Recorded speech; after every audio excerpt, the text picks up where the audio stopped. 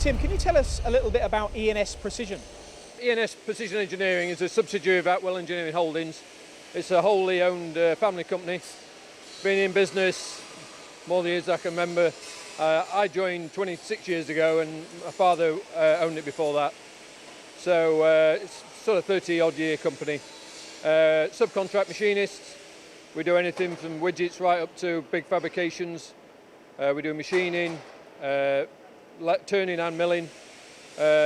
We tend to sub other things out like plating, heat treatment, grinding, things like that. But with the modern machines, we can generally hold pretty good tolerances. And tell us about what you actually specialise in here as a business. What are you really good at? I think how quickly we turn around customers' requirements. You know, we're not any different really to a lot of engineering companies out there. What we like to do is say yes. You know, we find that customers don't like if you say no because they go elsewhere. So we like to, you know, to be able to give the customer what he needs. And how are things for you at the moment?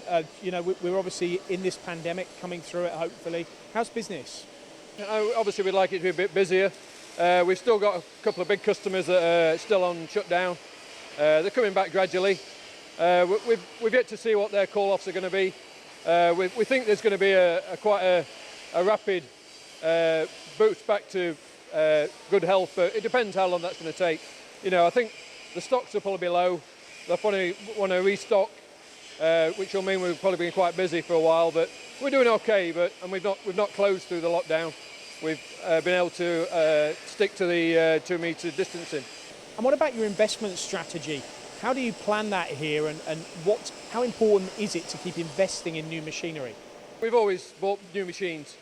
For the last 25 years, we've always bought new CNCs, and this obviously is the latest investment. We've split between milling and turning, and just really depends on, you know, how busy we are and what the next investment's going to be. You've always got to be at the forefront. You know, if you're investing, you've always got to buy the latest stuff.